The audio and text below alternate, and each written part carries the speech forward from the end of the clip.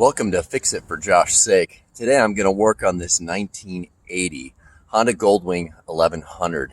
And the reason why I want to work on this one is the carburetors here, they're just not really idling down. In fact, this bike likes to run at about 1500 RPMs, and it won't settle down into the 950 to 1000 RPMs that it should be at. And then I adjusted the idle screws and realized they weren't doing anything. They could be all the way in or they can be all the way out, and it idles the same. So obviously there's a massive blockage in there. I'm going to take these carbs out and go through the process of cleaning the idle ports and all that kind of stuff and get this bike idling again. Thanks for watching as I take you along and fix it for Josh's sake.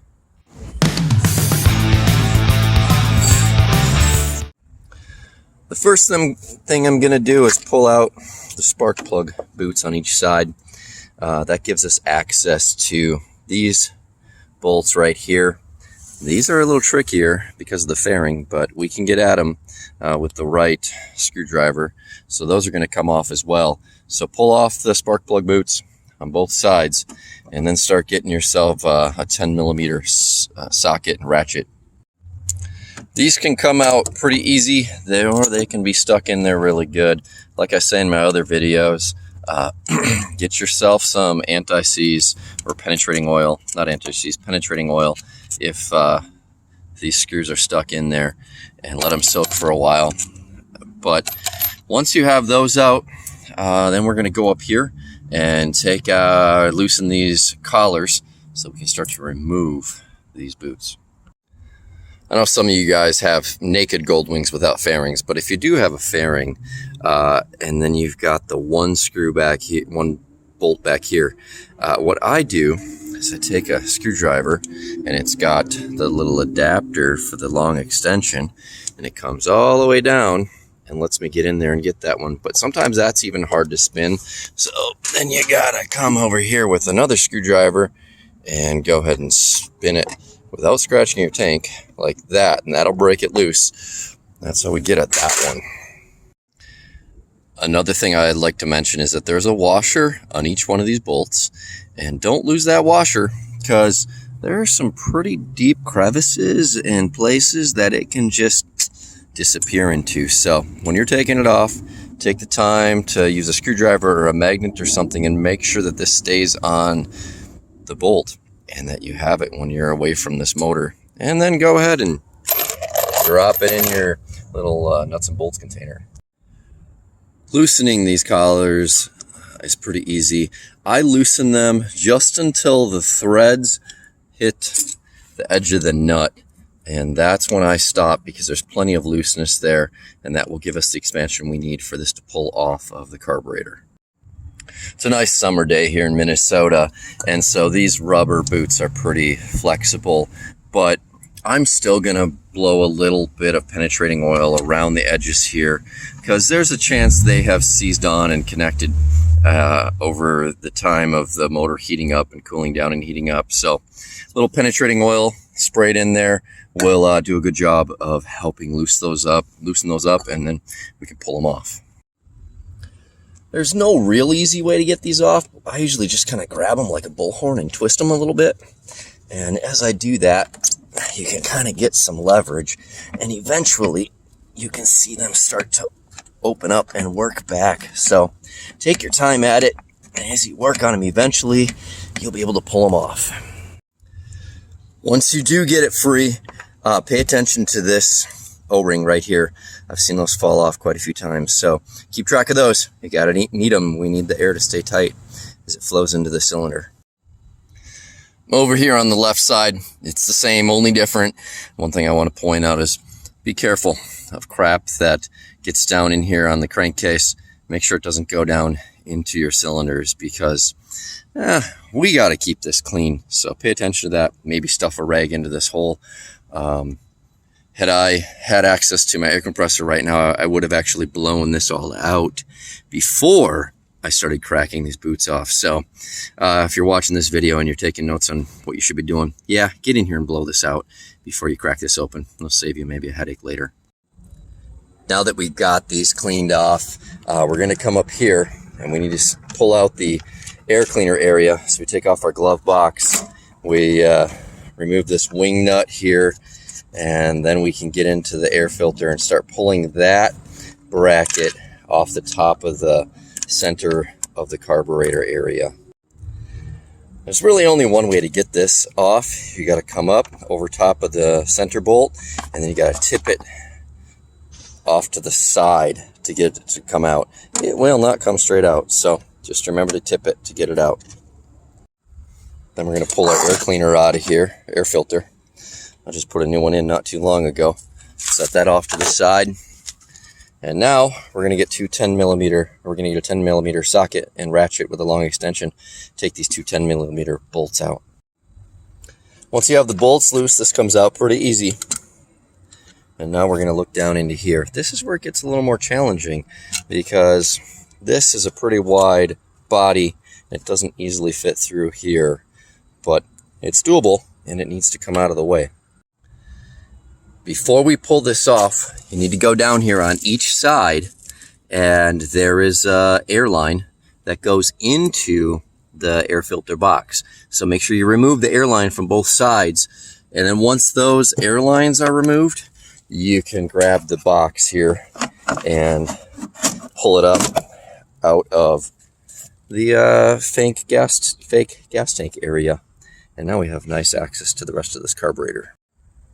Now that we have access to the top of the carburetor, come around here to the right side, and we're going to crack loose this choke cable, taking off this little adapter deal here, and then that will let this cable roll forward, and then we can slide it out. Okay, so now that cable is out of the way. Now we've got to do something that I thought was crazy. First time I realized needed to be done, but in order to get this carburetor out of this little space, we have to take out the two Phillips screws on the top of each one of the carburetors, remove this cap, and remove the diaphragm and the needle that's inside of there. That all needs to come away because we need that much clearance between this and the bottom of the crankcase and the cylinders and everything here to get this 4 bank of carburetors out of here. So get yourself a screwdriver that fits in here real well, and we're going to crack those loose. Back inside of the fake gas tank, it's a bit of a song and dance. We're gonna move the carburetor back and forth as we're cracking these screws loose and taking them out, and then each one you're gonna have to kind of shift the carburetor bank back and forth to get access until we have all 4 of those off. Just got one of those screws out, and looks like we're making a trip to the hardware store. Don't screw around putting a stripped out Phillips head like that back into your carburetor. Go down to the hardware store, get yourself a new one, and with fresh, strong threads and a fresh, strong Phillips head, so that the next guy who needs to work on this carburetor has a chance of having success as well. And then once you have the 2 screws out, this will come up, and watch out for the spring. The cover comes off, and I'm going to grab this entire assembly that comes up and away, and I'm going to put that together right down here. Spring in there, put that all together, and it'll fall in place. And I'm going to put this in a special box so it stays nice and clean. Whew, that's important stuff right there. So, and then you also have a little gasket, and I'm going to grab that right away and put it with its mate. We're going to keep those real safe, but that is literally what we have to do to get this 4 bank of carbs out of here. I feel so vulnerable having this exposed like that inside of the frame and knowing I'm going to remove it, but I have not found any other way to get this 4 bank of carburetors out of this frame of this 1980 Honda Goldwing. When I was saying it was a song and dance for this screw and this screw, I needed to go get my little socket and bring these screws out because a screwdriver was bumping into the gas tank. But now that I have those 2 out, we can go ahead and grab this rack and move it over. And now I have access for this screw and this screw with a regular screwdriver from up top. Last but not least, we've got to get this throttle disconnected from the carburetor, which is way down here. So what I do is I reach my hand here and I come in underneath, but then I look through up here, because what I'm trying to see is this, and those are the two points where they connect, and the cables wrap around right there. So that's the only way I found that I can actually see what the heck I'm doing. Give that a try. You got to crack these off with, it's a 10 millimeter, and when you get those loose, those cables will pull back. Once you have both those cables loose, they will fall off towards the middle. They both will go inward, and then what that does is it lets us have slack around here, and we can go on the outside here and pull that cable out of this track.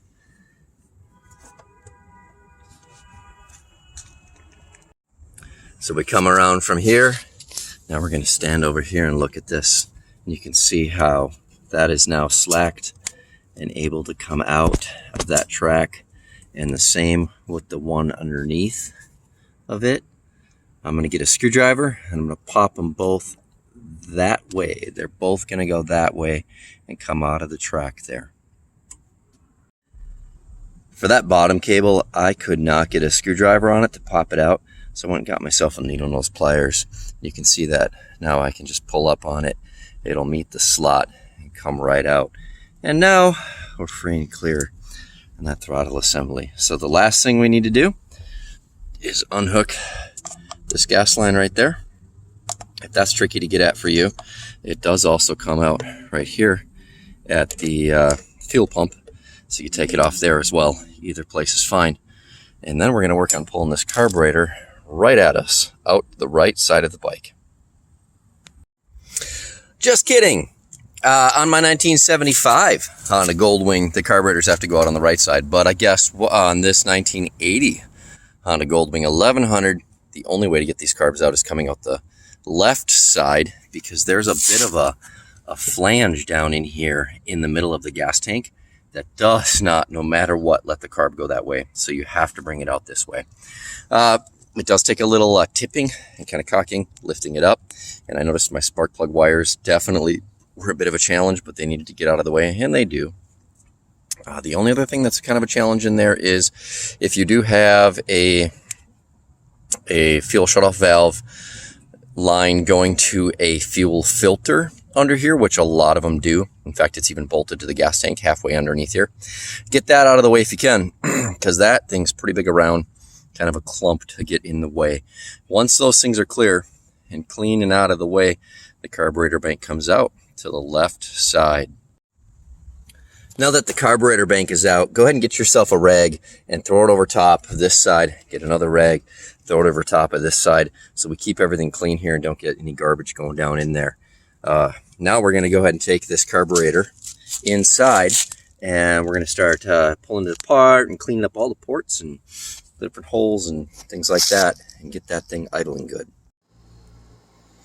Well, now that we're here at the table, we can see every single one of these air screws for the idle adjustment is wet. So those are all leaking, which is unnerving. We can see some fuel leakage here, some fuel leakage here, some fuel leakage around here, definitely around this accelerator pump.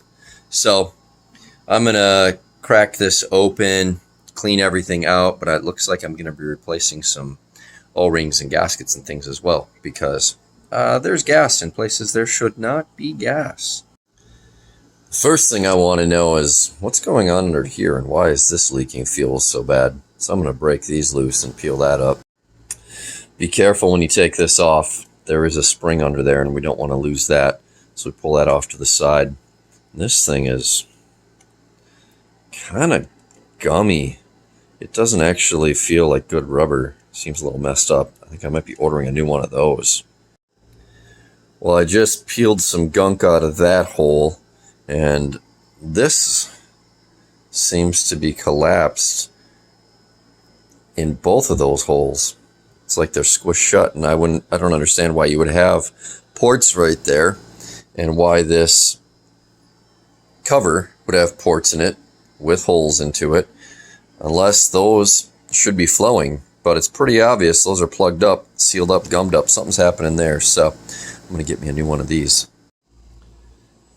Now that we know that this was gummed up and the rubber on this fuel pump accelerator was garbage, I am real curious to know what's going to be underneath of these caps. These are, I think they're called air cutoff diaphragms. So we're going to pop these open and see what's going on under here. Just takes 2 screws. Keep your finger on that cover as you're pulling it up. There is a spring under there, and that will launch everything if you're not careful. So there's the spring. Let's see. Here's a diaphragm. Yeah, this rubber feels a little stiff too. I would imagine that's shot and it's ran its course as well. So I'm going to be replacing all of these diaphragms, which there's 4 of them. You can see there's one down in here as well. Each carb bank has one. I gotta flip them this way for you to see them on that side. There's one, and then there's one down in here. If you look down in there, there it is. So I'm gonna get 4 of those, but until then, I'm gonna start cracking open these fuel bowls and see what's going on with those parts. I realized that I needed to expound on this before I move on to removing the fuel bowls, and that is because these covers right here are pretty tricky to get at, and there's some gnarling on here on these screws, so it's obvious somebody had a vice grip or a pliers that they used to try to get those out. That's fine. Everybody's got to do their thing. What I have here is a number 2 bit, and that has a 1/4 inch hex pattern on it. Got myself a little 1/4 inch wrench here. And then I have this great big flat tipped screwdriver. So what I'll do is I'll stick the number 2 into the head of the screw. Forgive my hands in there for a second, but I will be out of there. Then I take this screwdriver and pry forward on that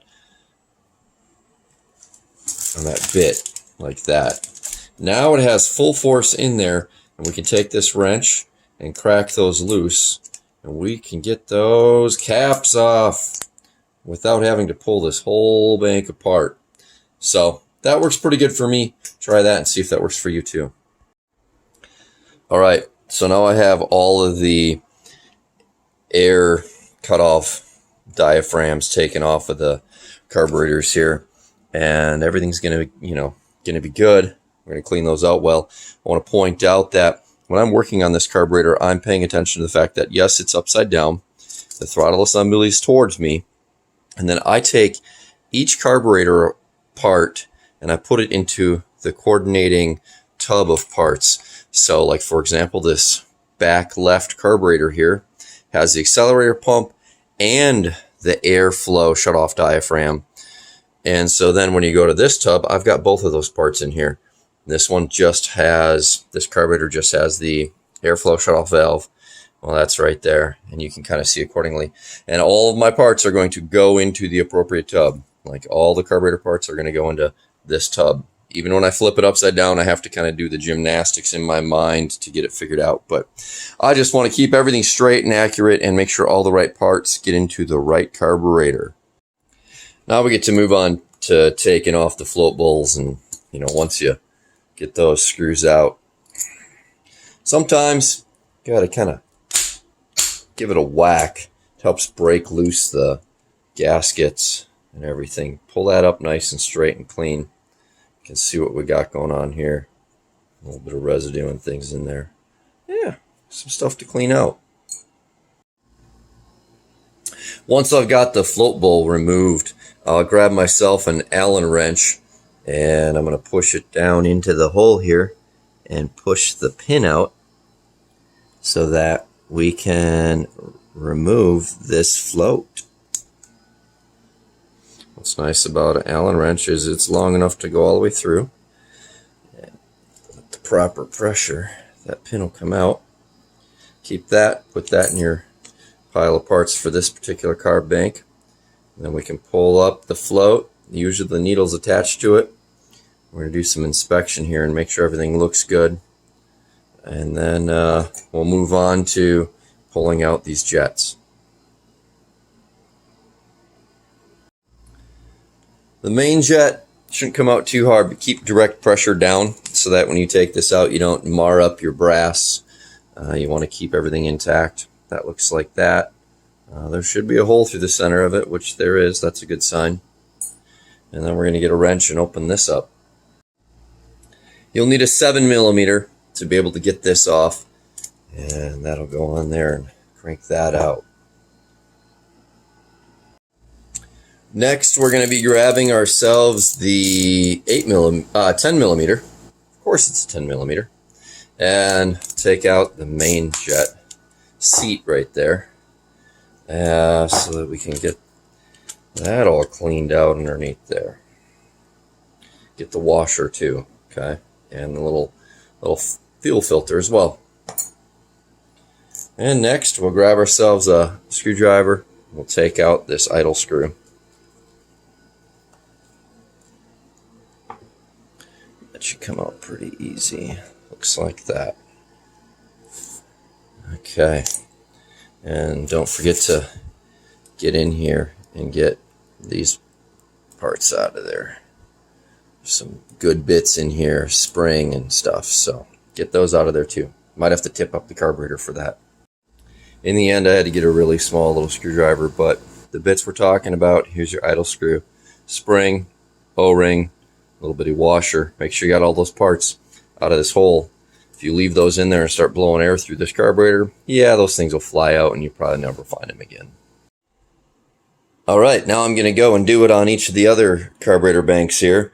Take each one of these apart in the same way as I did here. It's the same, only different. Now that I've got all the float bowls and the jets and everything, idle screws, everything out of the bottom of these carbs, there's only one other thing to do, and that's to grab it. I'm paying attention to the fact that my throttle assembly is back here. Grab the whole carburetor, flip it over like this. What that means is for these bowls of parts and where I have everything staged here, now everything's backwards. So if you're going to follow my lead and flip stuff around, just pay attention to that. Now I'm going to take out these Phillips screws, and these plastic caps will come out. Get yourself a screwdriver that goes in there squarely. Pull these up, and once you have them free and clear, they should come out like that. Now I'm going to put them into the proper bin. Now this is all open. I'm going to do the same on the other four, and then I'm going to get some cleaner and start scrubbing around and get my air compressor and start blowing air through all these holes. It's just so interesting what you find when you start opening up carburetors. Like, why is there rust in there? That doesn't make any sense. Apparently this wasn't sealing properly, and we got some pretty good goo in there. I'm gonna have to clean that out too. Now, as I got everything taken apart, we can see all the different points. But what I'm noticing, and I mean, this is why we take apart and start experimenting, is this thing is as loose as can be, and it's even clanking in there. Whereas the other fuel line is solid and tight and crisp in there. It's not moving at all, which makes sense. There's supposed to be rubber O-rings on these, and it feels like there is one in place here. This, on the other hand, there is no way there's an O-ring in there. That thing is so sloppy and messed up. And like I said, it's been revving high, number one. Number two, it's been backfiring from this side, which is the left side, out the clutch side of the bike, like crazy. I have a very, very high confidence suspicion that I was sucking air right through there, because, my goodness, that is just unbelievably loose. You can see some fuel leakage there. Would maybe explain why the bottom of this carb has fuel leakage all over down in here. I think it was all coming out of that line.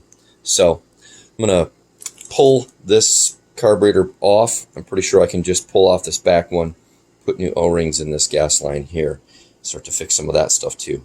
Sometimes projects can be easier said than done. I'm going to get that fuel line out of there and replace the O-rings on it. In order to get this carb bank off, I got to come inside here into the air inlet point and take this screw off and that screw off. And so what I did is I got this great big long pry bar kind of screwdriver looking thing, and I'm using it to press in on the number 3 size socket is what's needed to go in there. And then that lets me take my 1/4 inch open end. You can see it'll fit in there just like that. And I've got these cracked loose now, and I'm going to go ahead and spin them out. But I wanted to share my strategy just in case you do have to pull one of these banks off and you don't want to tear apart the whole assembly. Maybe that'll work for you too. One other important thing to remember before we start pulling this carburetor off is this spring right here. Make sure you pull that out of there, because as soon as I crack these 2 screws loose and this carburetor falls away, that spring is going to go bing into who knows where land. So it's easier just to pull that out of there right now and then have it in your hand, in your bucket or whatever. Okay, I know I'm beating the horse on this, but I just want to set you up for success. Pay attention to this right here. Don't crack this. Don't move any of this, because that's set to where your carb should be at. And then here's the spring. Here's the washer. This is going to slide right out. This plate's going to slide right out. It's slotted. But when we put it back together, we're going to use a screwdriver and pry this, compress this spring up, compress that washer up, and slide this plate in. So now we know exactly how this is now and how it's going to go back together in just a little bit. Well, even though you do everything right, you got it all figured out, got the screws out and everything, there is, from breaking this loose and just seeing a little crack, there are a couple of guideposts that go up into this carburetor alone. So I thought maybe I could pull out some screws here and here. Problem is, this screw is way up under there, and my creativity is not advanced enough to know how to get at that screw up in here. So we are hunting now for this screw, and there's a screw down here. I think there's 6 screws total, and I'm going to have to split this open like that. First, though, I'm going to pay attention to this linkage and how it connects over here. Pretty sure I'm going to be pulling a cotter pin out over here to get this to separate. Got to see how this choke runs and kind of get my head around that before I start cracking these screws. This linkage isn't hooked up too complicatedly. I'm going to pull out this cotter pin, and then this arm will come up, and then I'm going to go down here and pull out this cotter pin, and that pin will fall down out of the choke linkage. And then when we take out these screws here, there's the head, there's a head, there's a head, and there's a couple more on the backside. Then this whole system will be able to come away. We'll be able to separate this and get at what we're at going after this whole time, and that's this line to get better O-rings on it. The key to these things is getting them as straight as possible so they slide out through the hole easily. And these are really little. I mean, to the point where I don't even know if I can go down to the hardware store and get them replaced. They seem smaller than typical, so I'm going to do my best just to straighten these out real good and not break them so that I can just reuse them, because the last thing I want to be doing is on some wild goose chase of a hunt looking for those. So they come out like that. Not too difficult. I like to call stuff like this scope creep. I mean, now that we're moving into breaking apart these linkages here, I'm going to go ahead and get another bucket and drop those parts into that one, because I kind of want to keep this chapter in its own little book. And that way, got our washer here. We can pull this stuff apart. Everything, okay, that looks good. Keep everything in its own little world. So that's my strategy anyway. It's going pretty good so far. Same thing, only different. Pull this one over. Well, that's interesting. People before me bent both of their 2 prongs of their cotter pin to the same side. I'm sure there's thoughts on that. My first thought was that seems a little less solid or secure, but you know, everybody's got their way and their opinion. It's kind of like armpits. Everybody's got them, and they probably all stink a little bit, but they all got a job to do. So, all right, pull that washer up, and we'll get that pin out of there and see how that choke looks. Now we're going to move on to taking some screws out here. Get your number 3 Phillips bit for those. That is not a 2, and we don't want to round these out. So definitely get your bigger bit for going into there. All right, these screws are in there really good. And what I have to do is this process here where you take a screwdriver and shove it through the tip of the screwdriver. If you don't have that type of screwdriver, put a vice grip on the shaft of your screwdriver. Maybe that'll help you crack them loose, but make sure you push down really good. We don't want to strip these bolts out or these screws out. As we're taking this apart, pay attention. We got 2 different lengths of screws. We got this length, which goes into the parts where everything is about 3/4 of an inch long. And then we got these longer screws, and they go into some of the longer sections on this bank. For example, right here, that goes down all the way through, so that has a long screw.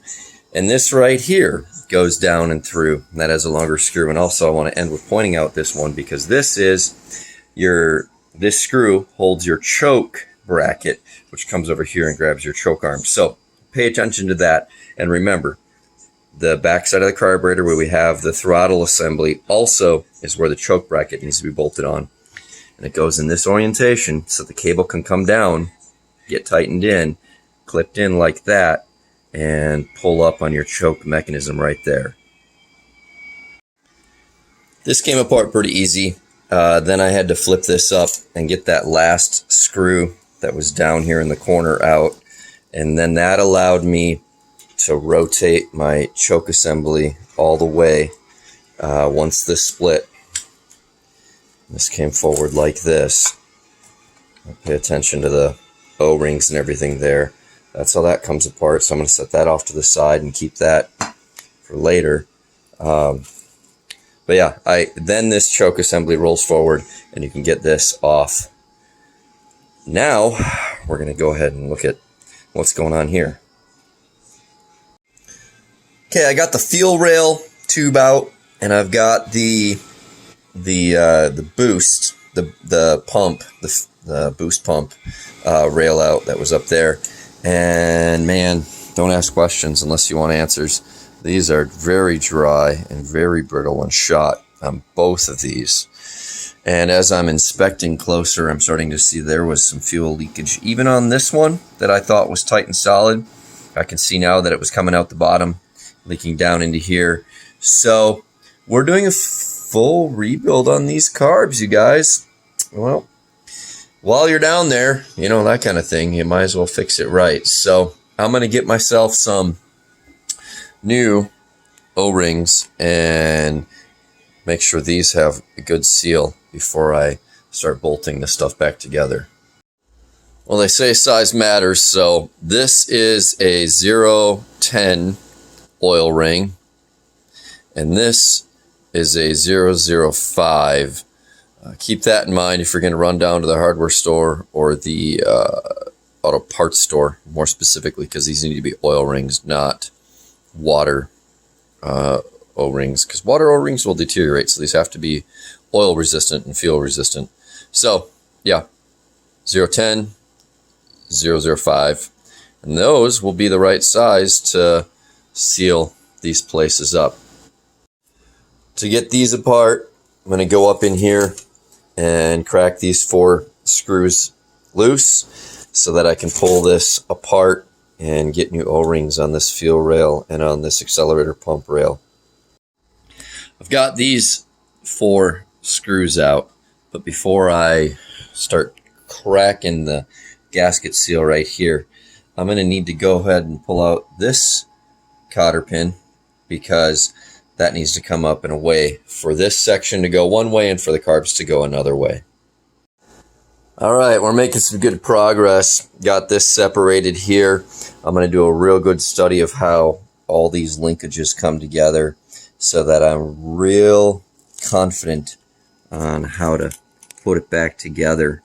But the other thing I'm going to do is I want to take some painter's tape here, a permanent marker, and I'm going to label these carburetors now, because as soon as they come apart, we'll probably spend 5 minutes trying to figure out which way which one is and which orientation. So I'm just going to go ahead and label them right away. I know this is my rear left, this is my front left, then I got to figure out these two over here, and I'll tag them so that once I take this all apart and start cleaning everything out, I don't spend 5 minutes trying to figure out the orientation.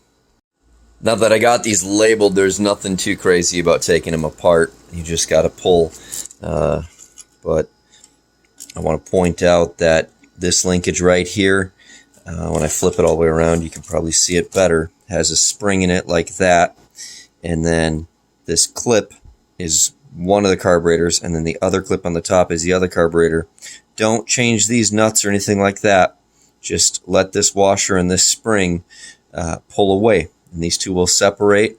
As soon as we start to break loose the pressure that's in here and the pressure in here, this will spread right out, and we'll have ourselves a separate set of carburetors here to clean up, and also replace the O-rings in here and get this all looking good. And just like I said last time, get this spring out of here in the front end so that you're not chasing it once they come apart.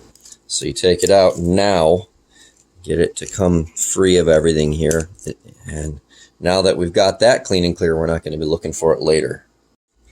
You might watch me eat some crow here, but I'm pretty sure I'm just going to be able to pull. I'm watching this linkage as that slides out. See how it's coming out right there? And these pop. Okay, everything's apart, and then we can spin these out. They're usually stuck in pretty good. And spin this. Wow, that's really in there. That one's stuck well. So, oh, nasty, huh? That's where all our fuel leakage was coming from, right there. Woo! All right. That's pretty funny. Since this one was solid and stuck, I thought this is the one that was good and be good and have good O-rings. Now that I'm in here, oh my goodness, this is the leaking culprit right there. Look at all that. So, yeah, I'm really happy I got some new O-rings for this fuel rail as well. Let me clean this up, get those on there, and start putting this carburetor back together pretty soon.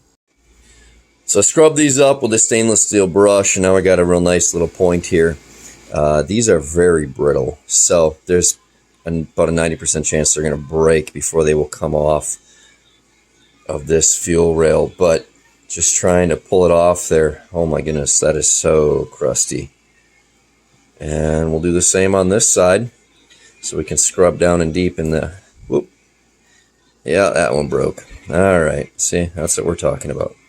So get down in here, clean this out really well before you put in your new O-ring. Well, it looks like it's about that time to clean the kitchen sink here a little bit. So I got my 505. It's just ironic there happens to be a carburetor and some brushes in the sink here. Maybe we'll kill two birds with one stone. Scrub around on that carburetor, scrub around on the sink, get everything all cleaned up and looking good. Well, the kitchen and the carbs are cleaned. Everything turned out pretty good. Got everything all nice and shiny down to the aluminum here. Got the fuel rail and the fuel pump rail, as well as the fuel rail and the fuel pump rail over here with fresh rubber O-rings. Don't forget this little fuel line. It comes in over here, goes through, comes in right there. And check all your gaskets. Make sure those and these O-rings and everything are in place. Check everything out really good. Then I'm up here and I got all my parts in these float bowls. They're all cleaned and shiny and ready to go. So we're at the point where we're going to start plugging and playing. That can be kind of fun, kind of stressful. It's like we did, but just in reverse. And sometimes it's a little challenging, but let's get started. Some things can be easier said than done, but essentially we need to check in here and make sure that the air flap and the butterfly in here are set the same. And then we are going to separate these two washers here. One has spring pressure on it and the other one is set up against the end of this pin. And we're going to slide this fitting, this groove, into there, simultaneously with lining the fuel rail and the accelerator pump rail up and sliding them together. This can be a bit of a dancing act. And we're also watching this right here. This linkage needs to line up as well. So all those points need to work. There's 4 points. The most challenging thing is to get this washer to separate out so that it can slide together. So that's how we're going to go at this. Good luck. One down. That clip is together so that this linkage moves together like it needs to. The fuel rail is in. The accelerator pump rail is in. The choke assembly is connected. Now the real winner to this is mainly this tool right here. And I came in from this side and worked my way down in there to separate that and slide it in. What's also cool is because that's a pin, you can actually connect this side of the carbs first, connect this part together, basically get that pin set and get that together, and then it'll the carburetor assembly will spin together, and then these will pop in, this will pop in, and this linkage will pop in. So just really focus on getting that together, and then everything else will come next. Next, we need to attach that carburetor to this middle part of the chamber.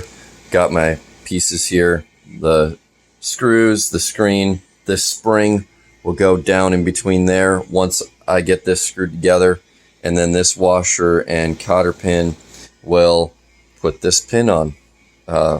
It's down here. It'll put that rod on there. Once you got it set on there like that, you can set your screen and your screws in.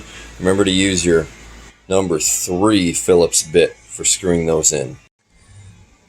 Got this side put together. The springs in there. The fuel rail, accelerator pump, choke assembly's connected. This is connected in here. Everything's working good. You can see it all ready to go here. First thing we got to do though before I bolt this bank of carbs to the middle part is this choke linkage here needs to come over and get put into the choke hole right there. You can see that choke hole. It needs to go while it's flipped there before you bolt this to this, because otherwise there's no clearance after that. So let's get that done. All right, we got that washer and cotter pin in. That's for the linkage that connects to the choke lever right here. And that moves like that, which moves over here and moves like that. And then I've got this washer and cotter pin in, which comes over here, connects to the throttle assembly here. I don't really have a hand to spin it right now. Oh yeah, there we go. Like that. So now that one's connected. That side's connected. So this is all pretty dialed in. What are some pointers I want to give you? When you're putting this pin in and bolting this assembly together, you've got to sort of stack the two parts one above the other. So this half is connecting to this carb, connects to this carb, and it's going to sit up above because this linkage has to be on before we bolt these bolts in here, these screws in here. So yeah, remember that. You got to stack it at a 45, like boom, boom, to get this connection here. And then I'm going to flip the bank over and just remember, we talked about this before, but this last bolt that is down under here holds the whole carb assembly together right there. That has the choke bracket on it, which comes down and runs the choke lever. Once you get it back into your bike, your cable will bolt in right there. Don't forget to put this bracket on. You need that. All right, we're getting to a really good place here. Let's move on to the next phase. So this section of my YouTube post is going to be do as I say, not as I do. I got my air cutoff diaphragms here. One goes here, one goes there, and then there's one here and one here. The really smart thing to do, would have saved me a little bit of time, was I should have put these on before I put everything together. So if you're watching this video, I hope you watch this video through before you follow it along and put your carbs back together so that you can put these cutoff valves diaphragms in between, because there's one here and there's one here, before you got everything bolted together. It's going to be fine. I have no problem putting it back together because I took them apart without taking them separated apart, but it would be easier. So let's get these in.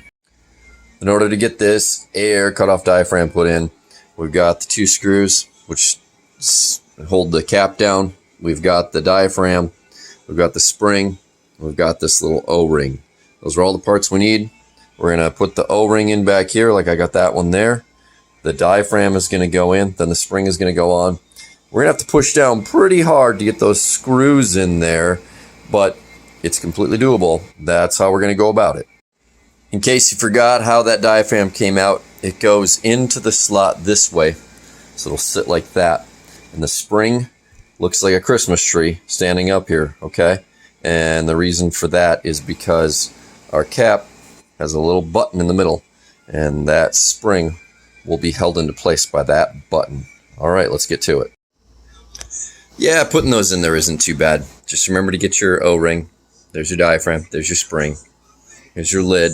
And then these screws, they're the small ones. And the reason why I'm pointing that out is because there's a couple others that we're going to be using to put the float bowl on. And there's 3 of those that are a little bit longer. So make sure you're only grabbing the short ones. And I'm setting the carburetor like this because gravity works really nice on my behalf to help push down on everything. And then I can just put the cap on, press down on the spring, and I actually have been finger turning the screws in until I'm ready to use this pry bar with this number 2 bit to turn them tight with this 1/4" wrench. It's working pretty good. Maybe you want to watch the process. Forgive me, this is probably going to be clumsy, but it won't be terrible. So we're going to bring this in, make sure the spring is in the center of the cap. Going to push straight down, and then I'm going to hold it there. Grab one of my screws here, and while I'm holding the cap, the main challenge is how good that spring is. I mean, that thing kicks. So once you got it held down, you can finger tight the screws in, and then grab the other screw, finger tight this one in, wiggle the cap a little bit if you need to, but as any good thread should, it should allow you to tighten it in with your finger, right? Okay, so now that's sitting there like that. Next phase will be to put a little socket in there like that, and then I'm gonna figure out which angle to come in at, probably about like that, which will allow me to have down pressure. You need to have down pressure, or we'll just round out that screw, and we can't afford to do that, not at this point. So that just tightens in like that. There, and now you know the concept. I'm going to do the same on the other side. This ought to look pretty familiar because this is pretty close to the way things looked before we started taking all of this apart to fix the fuel rail and the accelerator pump rail.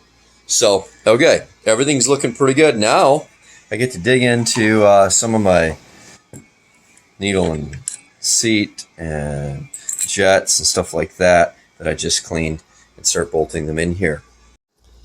First thing I'm going to do is grab these 2 parts of the main jet and screw them in right here.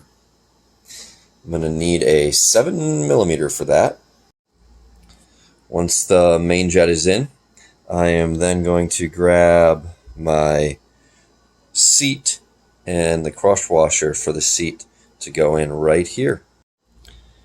To get that seat in, we needed our trusty 10mm, so that's screwed in. Now I can grab my float and my needle, put those together, and set them into place here. The last detail before we can put the fuel bowl cover on is this pin goes in here, and Makes it so that this float sits nice. Now, I've already, not too long ago, measured my float height, but that's something you need to check if you're not sure, if you're having problems. You do need to measure and make sure that there's enough room for your float to shut off fuel coming into the float bowl. Last, you'll take your float bowl, set it down into place like that. You'll have 3 screws. Put them into each of the holes and tighten them down securely. I want to encourage you to make sure you use a screwdriver that fits in here good and apply down pressure very directly so that you don't round out any of the Phillips on your screw. The last thing we need to do to finish out this carb is right there is our idle screw, which there's the jet, the spring, the O-ring, and the washer. And so you're going to put the O-ring in, then the washer, then the spring, and then the needle for the idle screw. When you're screwing this down, you're going down gently, and you're going until you feel the needle seat against the bottom of the carburetor, which it did right there. So now I'm going to count it back. 1, that's a half a turn right there. There's a whole turn. I'm going to go a turn and a half for my starting point. I know there's a lot of different conversations on where that should be, but I'm going to start for now setting all of them at a turn and a half, and we'll put it in the bike and see where it needs to go from there. I've got all the float bowls on except for this one right here, and that's because through this hole goes the accelerator pump, and so this float bowl is a little different. It's got an extra port on it right here, and it's got the spot for the accelerator pump. This is the brand new one that I got, along with a brand new little gasket deal and a new spring and stuff. So we're going to put that together. The first thing I'm going to do is grab this, and this needs to go down into that hole and press down in there. And so I'm going to work that into there with a small screwdriver first. Now that that is in there, I'm going to go ahead and grab the float bowl and put that on. That sits on like all the others, except for we're going to have to do a couple little details after we get these 3 screws on. Now that we've got the float bowl on good, we need to put a little grease on the accelerator pump rod so that it slides down and goes through that little rubber seal that we just put in. And so then once that slides through, we rotate this so that the ears sit and align with those holes properly, just like that. Then we can grab our spring, and that spring goes on there. Then we got our cover, and that's got a nice little port in it.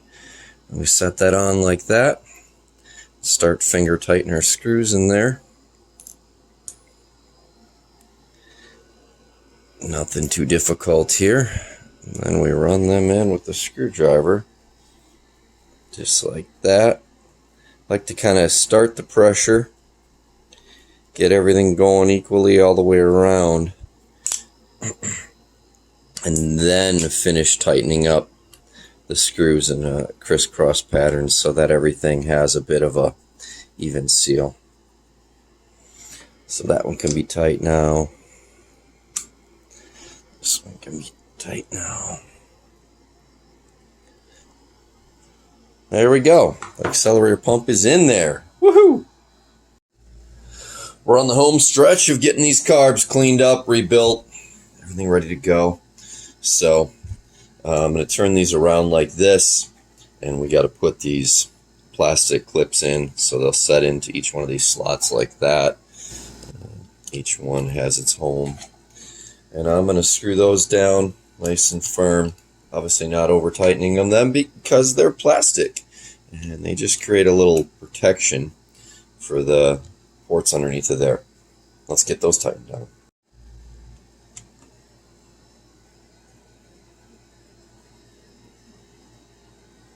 There we go, last one. Good. Moving on to putting this on. to get it oriented the right way. It has this notch in it. That notch matches the seam in the airbox entrance inlet there. So that goes on like that. I am ready to take this out to the motorcycle and bolt it back into the frame. Let's get to that.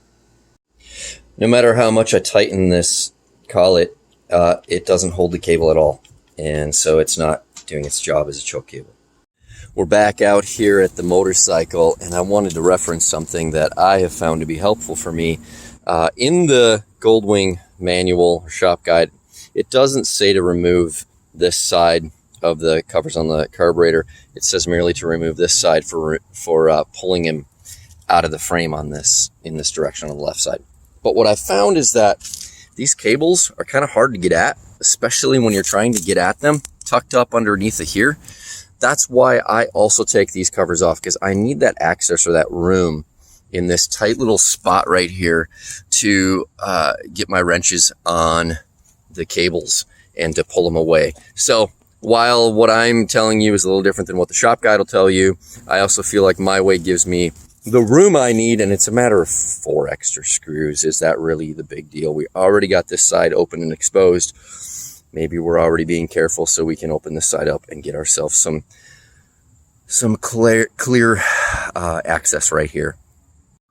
Sliding these carburetors in from the left side is about as exciting as a root canal. They're in there now, and I've got the cables right here that need to be fastened in. So get yourself your 10mm wrench, and that is what you will need to tighten these nuts down onto the carburetor brackets down in here. I didn't go over this when I was removing the throttle cable, but here is a nut right here that can loosen the tension on the cable. Coming down in here at the front of where the airbox would be, there's a nut assembly here that can loosen the tension on the cable. And then of course when you follow the cables back, we have both of our nuts here with the threads to allow us to tighten tension there. This little U-clip, that goes to the top part, the top bracket on the carburetor down here. And then the one that sits without a U-bracket on it goes on the bottom. So just kind of pay attention to that so that you get the proper cable in the proper place. What that basically does is it allows us to tighten the tension on the top cable and keep that slack just the way we want it. And then the bottom one doesn't have a tensioner on it. So there you go. The more you know. First thing we're going to do is route the bottom throttle cable. The bottom throttle cable, like I just said, is the one that does not have the U-clip on it and does not have the adjusting nut on it. And that's going down there. The best way to do it is to just shove the cable down along the top of the crank, and then you're going to have to take yourself a needle nose pliers and reach down in here and grab. I'm going to get a stand and show you how I grab onto that part of the throttle cable and pull it up into place. So the throttle cable is laying down on the bottom. I'm going to grab it with my needle nose and bring it up and around into place here. So there it is. And once you got your hand on it, you can take it, flip it around, and put it into the slot. So just like this, there's the hole, okay? And it's in there. Hold it in there, and then pull the cable from the other side back up so that it sits in the track. And now it's in there, and we can start working on the top one. All right, let's get the top one into the throttle assembly. We got the ball, the bead at the end of the cable. It goes into the slot down in there, like that.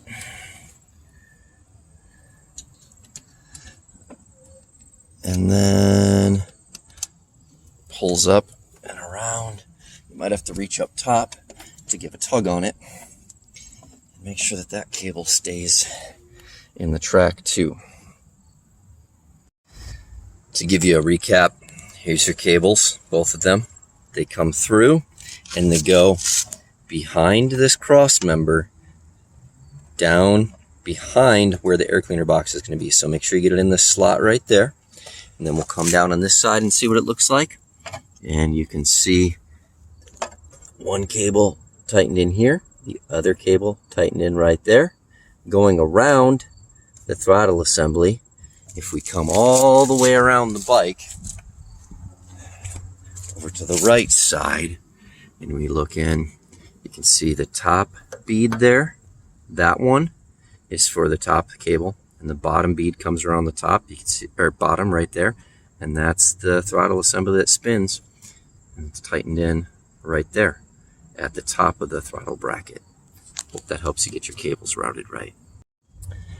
There's really no cheat codes for tightening these nuts here and here. They're all 10 millimeter, so get yourself the smallest 10 millimeter wrenches you can. Hold one on the top, hold one on the bottom, start spinning them together and lock it into place. But there is no room, so the smaller your wrench, the better. And it's going to be a lot of little bitty turns, little grabs, and just continually trying to tighten those up. Eventually they'll lock into place, and you know, you basically need them so when you wiggle them really good, they don't move. Because, yeah, this motor is going to vibrate, and if a nut's loose, guess what? That nut might fall off. The worst is when this nut comes off and falls down here, clinks around down there, which I've seen happen. So the last thing you need is your throttle assembly with a nut banging around at the top of your crankcase, or hanging on the cable, but, you know, dangling down in there. You get the point. It's not fun, and I've seen it happen, and it's quite an annoying thing to try to fix on the road, especially if you've been running for a while and your engine's hot and your knuckles get all toasty and crusty. Anyway, we try to avoid those problems by getting these nuts nice and tight. Next, we're going to get the choke cable put in here. That has a little bit different routing. That actually sits at the bottom of the airbox inlet and rides along these electrical wires, tucks underneath, and then comes down through the main cavity, not through this slot back here. If you go back here with your choke cable, you won't have enough length. So it tucks in with your wiring, goes in over there, and then we'll come down on the right side of the bike, and here it hangs with plenty of room to clip into the carburetor choke bracket right there. But first we got to clip it in here. Clipping it in isn't too difficult. We just slide the bead into the slot, bring it down until it connects into the slot. Okay, see, like that. Then you bring it up, and now we're going to get ourselves a screwdriver, and we're going to clip this in to this little Phillips screw and bracket right there, and then our choke will be locked in. Now that we got our cables hooked up here, we need to start hooking up our hoses. We got a vacuum hose here, vacuum advance hose, and then here's our fuel line that's going to go right here to our fuel pump.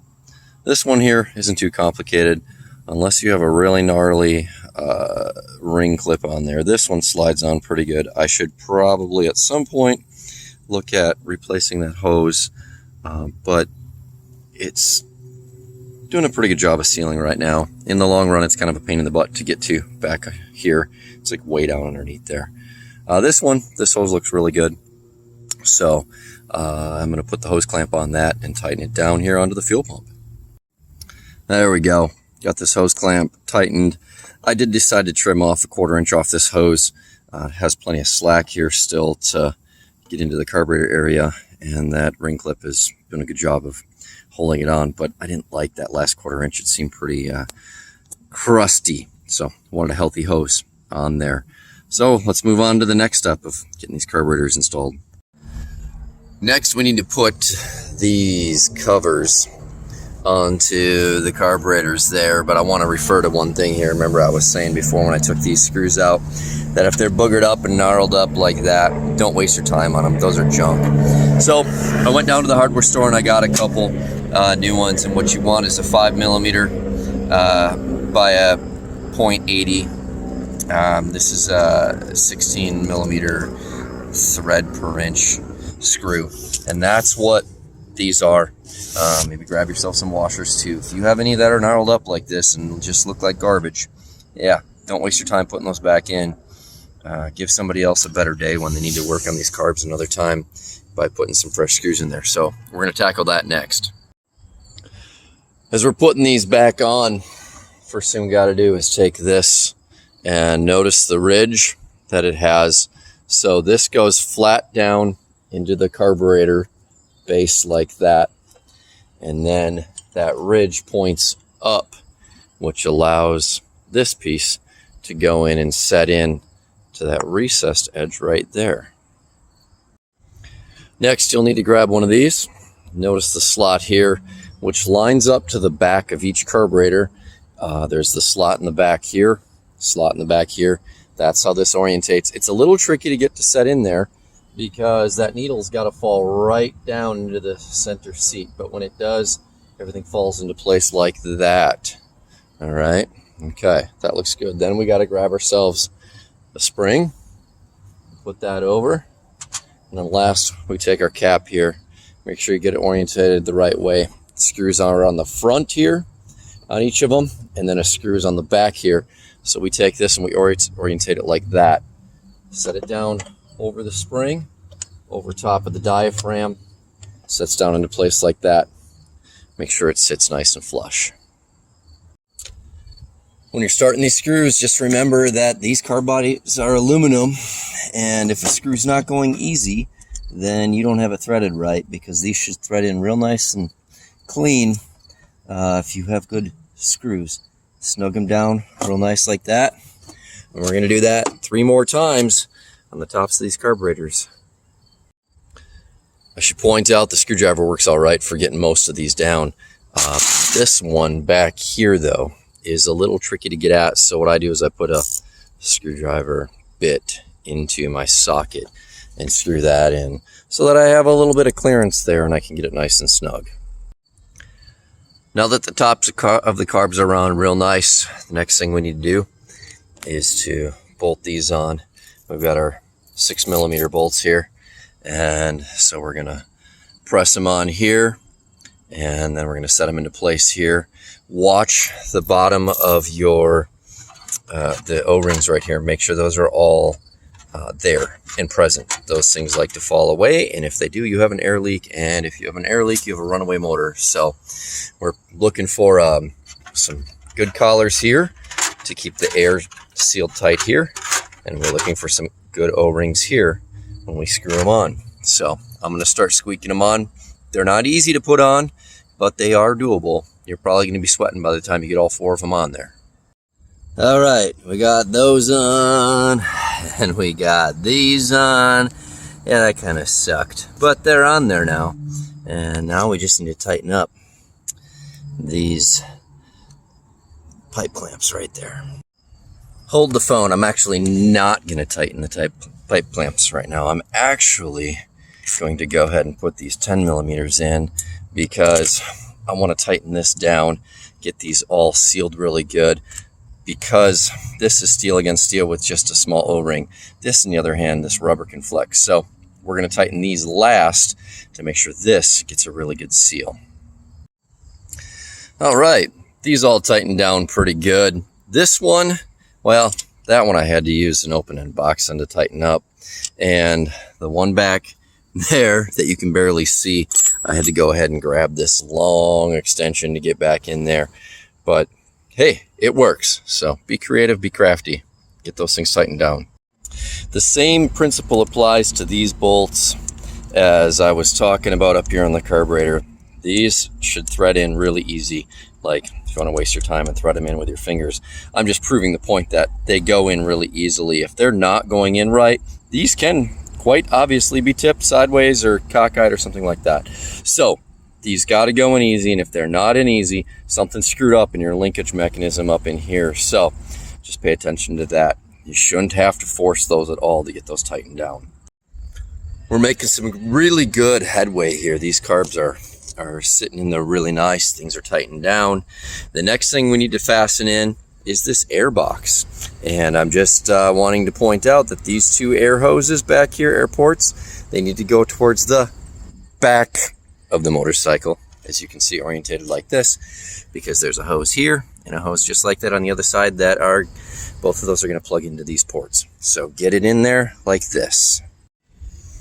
So that air box goes in there, but what I do is I pull this off to the side and I slide it in, because man, that fit right there is super snug. but you got to squeeze it. It's plastic. It does flex and squeeze, but yeah, you got to squeeze it through this hole here. I hate doing it, but that's how you get your air box down in there. As I'm tightening down on these, I'm basically just watching the rubber seal, and I tighten these until the rubber seal starts to pull in, and I don't want to deform it too much, but I don't want to, I guess what I'm saying is I don't want this lip here of rubber to start pulling up and deforming. So don't over tighten these or it will do that, okay? So you're just creating a little tension here for the filter to come down over top of this area. Next, grab yourself your filter and drop that down so that it sits right down in nice and square, real firm. You need that to be down tight. At the bottom here, it needs to be tight so that there's no air leakage. Don't want to suck any dirt, leaves, grass, gravel, anything like that into your motor. And this is the magic spell that makes sure none of that happens. If you haven't replaced your filter in a while, this might be a good time to do it since we're right here doing that. Next, we're going to put the cover in. It goes in sideways like this. It won't fit in straight down. So you fit it in sideways, drop it down in like that. Get yourself a great big fender washer and a wing nut. Screw that on there. And yeah, you know, easier said than done some days. These are kind of some old wing nuts, man. You might be good to go down to the hardware store and get a stainless steel one because, you know, how stainless steel never corrodes or rusts or anything. But with a little love and TLC, well, anyway, you get the point. Crusty old bolts and things, you know what they're for? They're for building some character, things like patience. I don't know, old words we don't talk about much, virtue, things like that. Anyway, once you get that tightened down, and you got your air box all nice and tight, okay, that looks good. Now we're going to move on to the next step. That next step is taking this air line and shoving it way up in there on the port that's on the air cleaner box. So I'm going to do that off camera and then move on to the next thing. Now that we got the air hoses on, we've got the filter in, we've got everything connected. Now we just need to plug these spark plugs back in. And they press down in, and I would suggest taking your time to work them in there really good because they keep moisture from getting down into the head area here. So press these boots on real well and nice and tight so that there is no chance of water or moisture getting down in there. Some things to keep in mind before you stick the keys in the ignition and try to start the bike. This is our fuel pump. It really only goes pump, pump, pump, pump, pump. So it takes a lot to get it to fill up all these float bowls.